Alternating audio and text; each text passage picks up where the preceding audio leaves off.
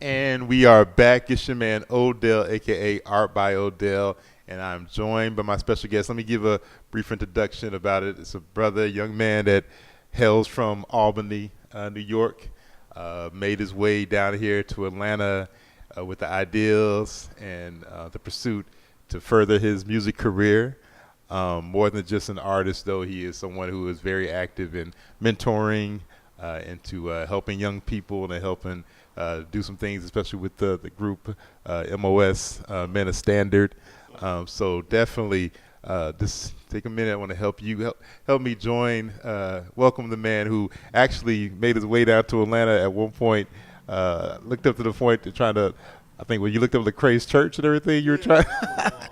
This is how dedicated he was to try to help pursue his career in hip hop. So without further ado, Mehsij. How you doing? How's everybody doing? Thank you for having me, man. Hey, man, I'm glad to have you here, brother. So, yeah, talk about that, man. You actually, one of your things when you pursued Atlanta, you came down here and you were like looking up where Lecrae's church was, in hopes of probably meeting him. Yeah, for real, I was for at least a couple months. Yeah, I said to myself, man, I'm gonna meet Lecrae, because you know when I first got introduced to gospel rap, it was Lecrae. That was the first song I heard. Was a Lecrae song. Oh, gotcha. So it was crazy because the song was called Beautiful Feet, and that song helped me fall in love with the art of gospel rap. I'm like, wow, this really happens. You know what I'm saying? Gotcha, yeah. People really talk about God, love, spirituality, and they do it good. Like, so he was that fishing rod, that bait in a sense.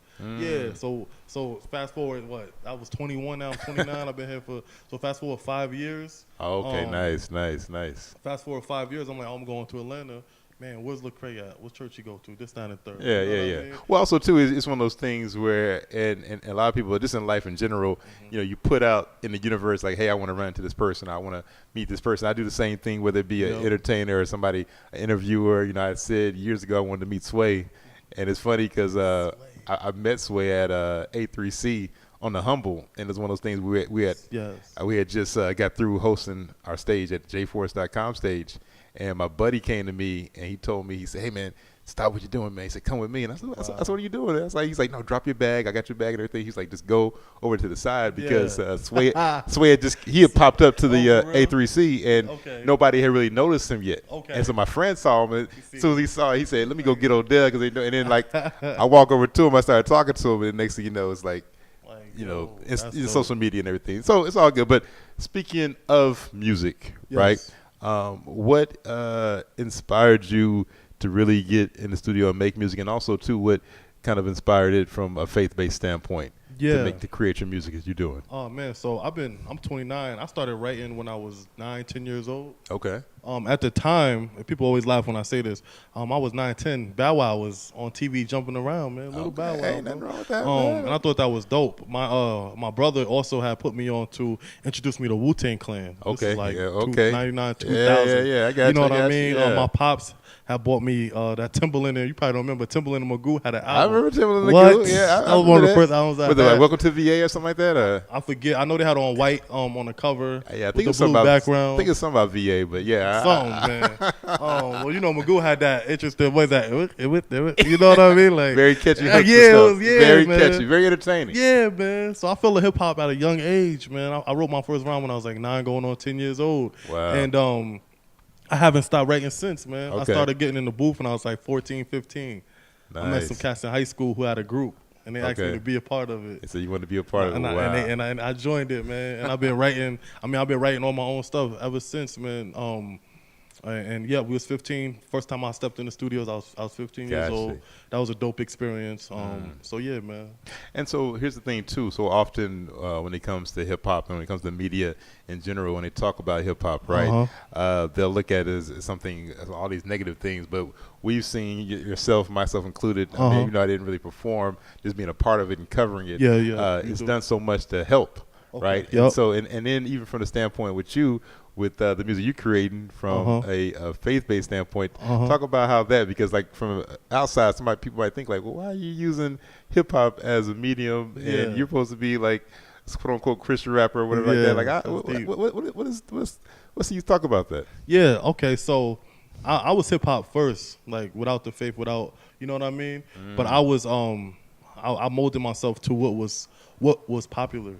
Gotcha. So I talked about the guns, I talked about the girls, I talked about the fighting, the drugs. You know what I'm saying? The violence. You know what I mean? My past is not completely clean, but some of my music was fabricated to fit the mold, so to speak. At least at the time, right? Now for me, I went through some things. As a kid, I was covered, right? I had an aunt who brought me to church. I was covered. And although I strayed away from the church or God or whatever, when it hit the fan, right? When it hit the fan, when I got my face cut and you know, I done went through some things, minor skull fractures, getting jumped. You know what I mean? Watching people die. Just unnecessary things happening. Turning to God was like, it wasn't just something to do. You feel me? It was kind of something you felt it was already there. You kind of got lost away. It was there, but it's a real peace in God. You know what I mean? I find real comfort and real happy, real true happiness. You know what I'm saying? Enjoy, So I took my ability to rap, and I love hip hop, and I took that and I put what protects me in it, which is God. You know what I mean? Gotcha. And in turn, my music, I give it, you know, obviously with the message of love, God, peace, but also the realities of my life as well, things I've been through, things I've seen, but the ultimate message is love. You know what I mean? But words are powerful. I think more powerful than we like to realize sometimes. That the words that we use do shape our world. Yeah, they shape our world. They shape our reality, and that's funny you said that too in regards to you know, the hip hop first, because I know. I'll just be honest. I remember early on, like even like before the craze and stuff like that, there were some rappers who, quote unquote, Christian rappers or faith based, and some of it sometimes was kind of like and you know, it wasn't so much on what the message was, what they talking about. It was just from a production level, from a lyric level, and you're like you know, okay, like you know, you just want to do it just to say, okay, I'm gonna have a rap, and it just because it might be talking about God. If it's not quality, it's not quality. You know, I mean, that's just the standards we're gonna have regardless, man. So, like, when you talk about doing that first, when did it kind of shift then? I was 21. Okay. Yeah, I was 21 when it shifted. The incident was, I grew up getting into fights. Like I done had I can't name the amount of fights I've been in. I've been jumped a couple times as well. But this last incident was an incident between my oldest daughter's mother and her boyfriend at the time. So we got into a fight that we shouldn't have got into. Right. You know what I'm saying? And you feel like now, with the mentality you had now, it probably wouldn't happen. It definitely wouldn't happen. Yeah. Well, then again, I did try to walk away, but it was more so I was backed in the corner a little bit. But now, my maturity now, I could have probably handled it a little better. Gotcha. But the fight turned into him pulling out a razor and cutting me, right? So now here I am with the peer pressure of the streets. You see what I'm saying? Right. Retaliating. Yeah. Allowing other people to retaliate. Yeah. You know what I'm saying? Like, it's all these decisions, all these things I'm wrestling with. And I decided to go to church. You know what I'm saying? Okay.